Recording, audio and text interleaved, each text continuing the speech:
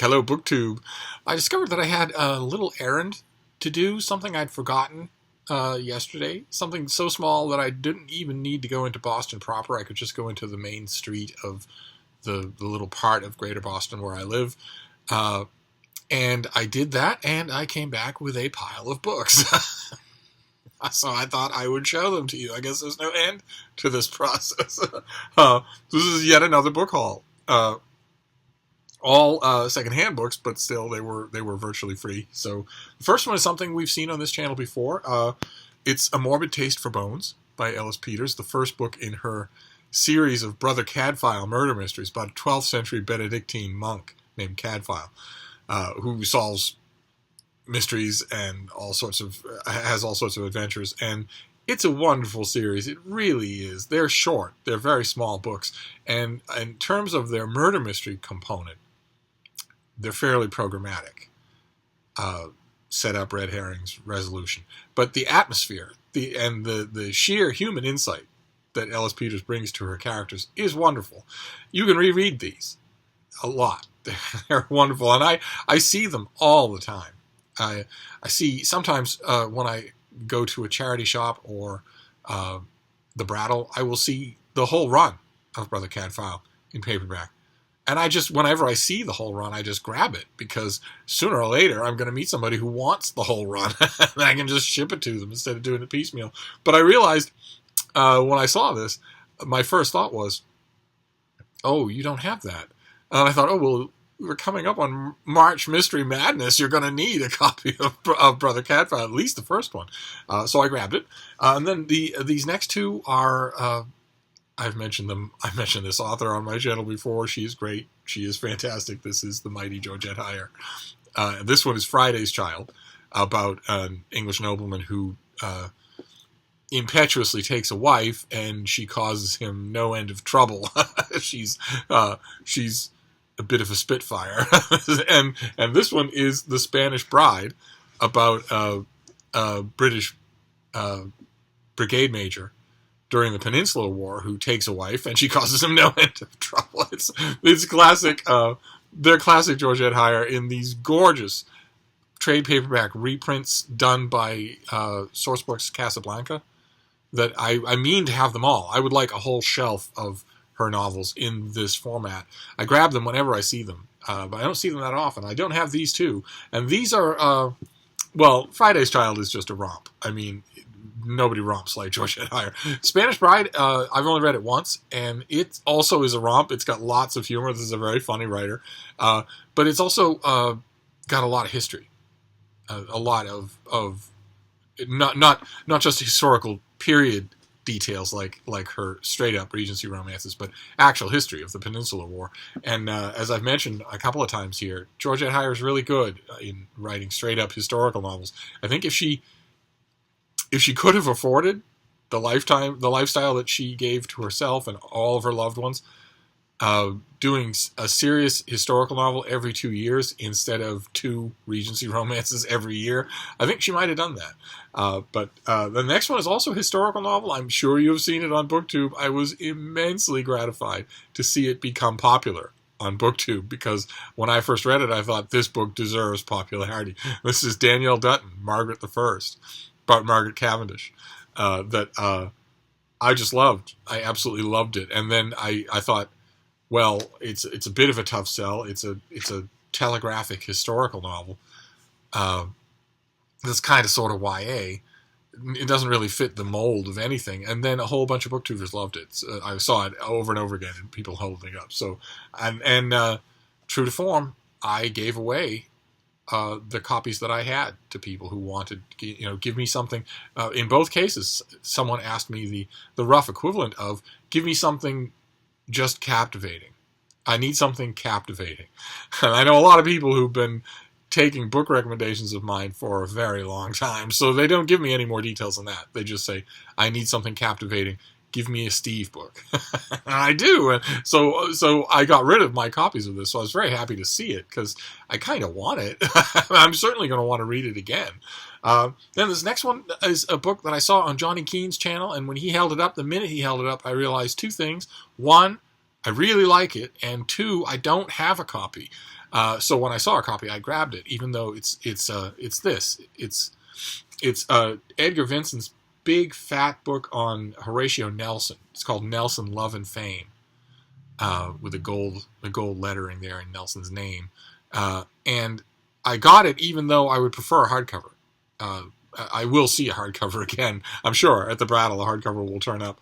But in the meantime, this will take a rereading, definitely. Probably only one, but still, it was nothing. It cost almost nothing. I think it was 25 cents. So it's worth it to add to the shelf for reference if I need it, and also to reread if I want to, maybe next weekend. And just not care whether or not it falls apart when I reread it, because I know that I don't want it forever in this form. But I do want the book. It is the best popular biography of Nelson that you can get. So if you see it at your own used bookstore, this is the one to get. Or if you see it at the library and you see perhaps your library is lucky enough to have 4 or 5 Nelson biographies, this one is the one to keep you reading. And then this next one is a big fat anthology of a wonderful author, and I love it. I love the anthology. I've known all along of the many anthologies that this author has inspired. This is the one I want. I've just never seen it. I just one of the side effects of having used bookstores as good as the Brattle Bookshop here in Boston. I mention it all the time on this channel, but I always forget that there are lots of new people to this channel who might not know what I'm talking about. The Brattle is a very old, very wonderful used bookstore here in Boston, and it's not like a usual used bookstore. The stock is immense. They're always aggressively buying. The stock turns over all the time, and in addition to the shop, which is three floors. I mean, there's a floor for history and fiction and science fiction, New England graphic novels. There's a second floor for more history and lots of Shakespeare and classics and whatnot. Nature is up there, and there's kids' books and travel books. And there's a third floor for collectible items that have a higher price tag. The price tags inside the shop are, for the first and second floor, are eminently reasonable.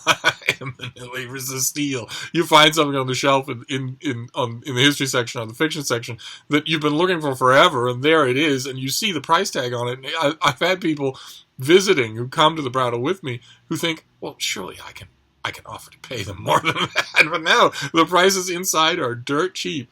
And that's not even as low as it goes, because the lot next door, the Brattle owns the lot next door, that's just an open lot with buildings on all sides and the street on one side, that has rolling carts and shelves along the walls on either side, with bargain books, $1, $3, and $5. And if you've been to a used bookstore that has an outdoor cart or 2 or 3, you might think, oh, well, yeah, those are the damaged books. They're the ratty books. They're they're the ones that the store can't get rid of. They can't put a real price tag on them, so they put them outside and just sort of leave them there. And that's not true with the Brattle.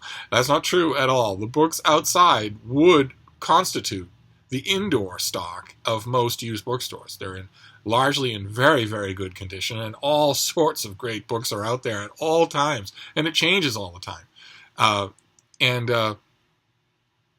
I love to go there, and I make no bones about that on this channel, which results in you people. I honestly don't understand my subscribers. I love them, but I don't understand them. I make a Patreon, and people ignore it completely. I so much as mentioned that I go to the Brattle all the time, and gift certificates start showing up there for me. Generous gift certificates. Called in by you, just because. And I've often said on this channel that people calling into the Brattle to give me a gift certificate don't even have to identify me by last name, just to say I'm calling to give a gift certificate to Steve. Can you help me? The staff will know exactly what you mean, and they will know what to do. But because the Brattle has such an enormous turnover, because as I've said many times, you will literally see everything at the Brattle. If you look hard enough and wait long enough, you will see everything there. I just assumed with this particular book that I would see it there, and so I just haven't bothered. And then today at Center Street, I saw it for virtually free, so I grabbed it. It's just enough Liebling an anthology of of, of great pieces from his long run at the New Yorker. Pieces that of the kind of literary journalism that the New Yorker made famous, made its own, and that even readers at the time, when these essays were first appearing, readers at the time were realizing and telling each other and writing into the New Yorker saying, "Oh my God, this is forever stuff. This is not about, Joe Biden's first vice presidential run or whatever, where it's as dated as old fruit." The people noticed right away, readers noticed right away that with Liebling they were getting stuff that was anthologizable, as we used to say about open letters, that it could stand the test of time. And it really does. And you can find volumes of Liebling on everything.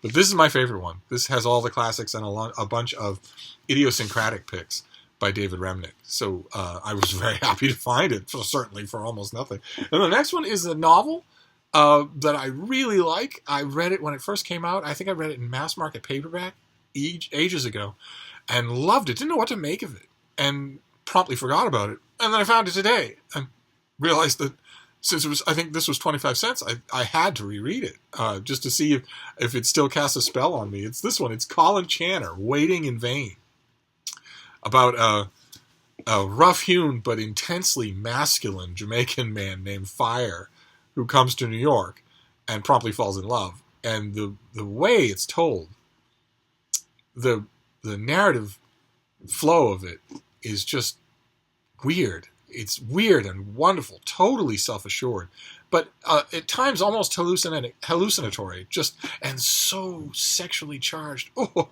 my! It'll give you the vapors, but it's a terrific book. I just don't know quite how to categorize it. I think that's a big part of why I want to read it again, to see what I make of it now. But like for instance, let me read you just the opening paragraph. I mean, because it sort of sets the tone for how unaccountable and jumpy the thing is. On the day he met Sylvia, Fire woke up in Blanche's arms with numbness in his soul. It was his 90th day of celibacy, and the night before had almost been his last, for Blanche had tied his wrists in his sleep and pounced on him. And then the last book I got is slightly oversized, and it's always a treat when you find an oversized book for a steal. And this is something that I don't actually remember, even though I'm sure I've seen it before. This is The Animal Illustrated, 1550 to 1900.